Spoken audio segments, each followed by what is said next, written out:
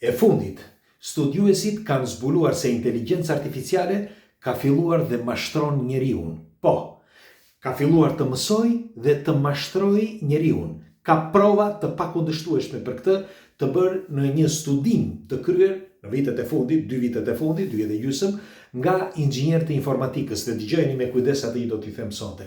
Përveç se informohemi këtu, por do të dim se si do sillemi nesër, kështu që unë ju falenderoj pafund shqipe që jemi për bashkë, sepse kam vënë që nga diskutimet e përbashkëta, po e shikoj që po modifikohen komentet, do të thotë që mësojmë nga njëri tjetri. Kështu që ju falenderoj. Unë des shkëndin, por së bashku mësojmë. Dhe përveç kësaj informohemi, sepse do të dim se si do sillemi nesër, apo jo. Kështu që ju falenderoj. Kush nuk e ka bërë, qoftë se nuk e ka bërë ende, le t'i bëj like faqes që jemi sërish, dhe ju falenderoj që jemi për bashkë. Atëherë, OpenAI në bashkëpunim me një studim tjetër të Apollo Research kanë bërë një studim 2 vjeçar, 2 vjet e gjysmë, ka zgjatur, nga disa studiues të kibernetikës, disa studiues të inxhinierisë informatike, dhe kanë zbuluar diçka marramense.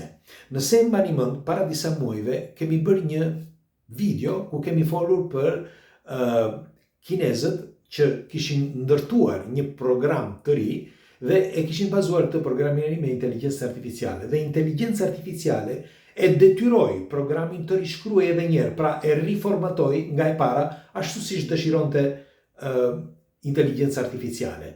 Dhe studiuesit thanë që kjo nuk duhej të kishte ndodhur, pra e bëri vetë modifikimin inteligjencë artificiale. Pse po e them këtë? Sepse nuk ka ndodhur vetëm njerë, pra në brenda këtyre 2 vite, 2 vite e gjysmë që është bërë ky studim, pra i studimi inteligjencë artificiale nga OpenAI dhe nga Apollo Research, tregon se ka një listë të gjatë ku inteligjenca artificiale, duke mësuar nga informacionet që ne i japim, ka filluar që të mashtroj njeriun. Çdo të thotë kjo, e mashtron me informacione. Dhe këtë lloj mashtrimi e quajnë scamming. Mbajeni mend këtë, sepse ky është një kod, mbajeni mend, dëgjojeni këtë që do t'ju them sonte. Është një kod që me kalimin e kohës do bëhet viral. Ky kod. Pra scamming do filloj me kalimin e kohës që të bëhet viral dhe inteligjenca artificiale do bazohet pikërisht në këtë. Mbajeni mend këtë që po ju them unë. Nëse mbani mend filmin Terminator, sepse filmat kanë filluar që na e kanë treguar që në atë kohë, siç po thosha, që në vitet 70-80, dhe ne vazhdojmë ende sot që të rendim pas inteligjencës artificiale, duke e ditur që do jetë pikërisht inteligjenca artificiale që do shkatërrojë njeriu. Dgjoni, nuk kam humbur, por do t'ju them vetëm këtë, ta shtoj këtu, të gjithë baballarët e ndërtimit të inteligjencës artificiale janë larguar që të gjithë, sepse e kanë menduar ose e kanë vendosur që duke thënë që inteligjenca artificiale do të jetë ajo që do të shkatërrojë njeriu. Fjalë për fjalë. Kështu që unë nuk dua të jem pjesë e kësaj dhe janë larguar. Mirë, po ata e kishin bërë dhe janë pjesë, sepse janë pikërisht ata që i quhen baballarët e inteligjencës artificiale. Ndonse këta, 4 prej tyre, janë shkëputur dhe nuk duan që të jenë pjesë.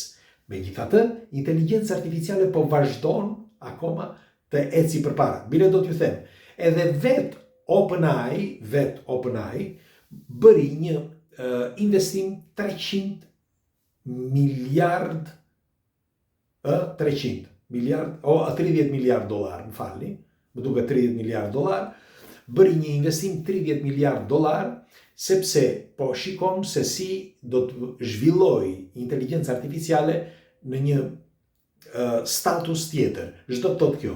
Tregohet që pas vitit 2027 do të ketë njeriu, do të ketë një zhvillim gjithë njerëzimi kolosal, sepse ne po futemi në erën e re, jemi futur, kemi kohë, po ky është vetëm fillimi, por kur të fillojmë që të jemi brenda saj, sepse duhet jemi brenda erës së re tek viti 2030 dhe pastaj përfundon në vitin 2050, ne do të kemi një zhvillim kaq të madh sa që nuk e keni iden.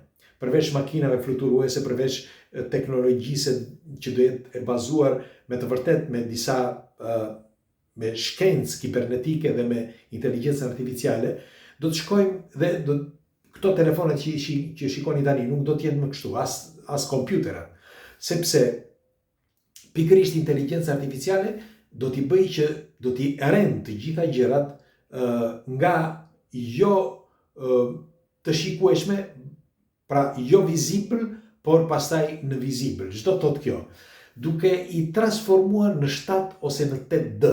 7D, 8D. Merreni mend tani, ju shikoni në 3D me ato syzet ose në një formë tjetër, merreni me mend tani në 7D, qofse vendosi sy e shikoni gjithandej. Edhe pa vendosur syze thot shkenca, së afërmi pa i vendosur syze do shikoni me hologram në 7D ose në 8D. Por e gjithë kjo është e bazuar në inteligjencën artificiale.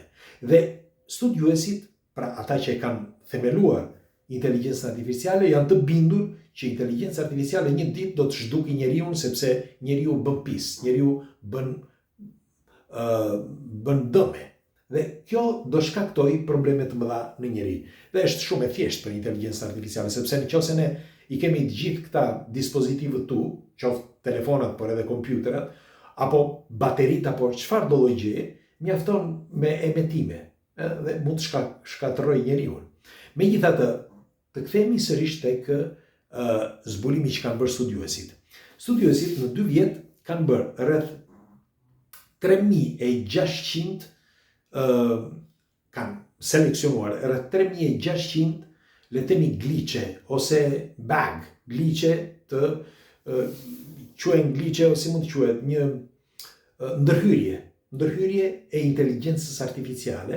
Dhe brenda këtyre ndërhyrjeve, pa e kuptuar njeriu, sepse këte kanë kuptuar ndër vite, pra nuk është kuptuar me njerë, shiko se e zgjuar inteligjencë artificiale, e kanë kuptuar ndër vite, duke bërë disa studime dhe disa teste, kanë kuptuar që inteligjencë artificiale aty për aty ka bërë këto gliçe, por ka marrë informacione dhe i ka fshehur këto informacione për të treguar informacione të tjera ato që i dëshiron njeriu, pra jo të vërtetat. Dhe kjo quhet një, si mund të quhet, t'ja hedhësh njeriu.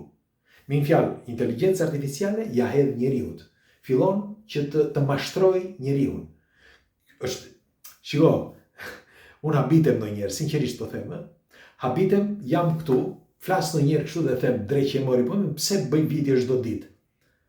Dhe djallë shkof çdo gjë them, sepse nuk e kam me ne që jemi këtu, por e kam me ata që janë atje, me investitorë ignorant që investojnë miliarda ose miliona, thjesht për një grusht para që t'i bëjnë tani, dhe investojnë më shumë në internet, pra për sa i përket inteligjencës artificiale ose programeve. Dhe programe që i ushqejnë këto gjëra dhe ushqejnë inteligjencën artificiale.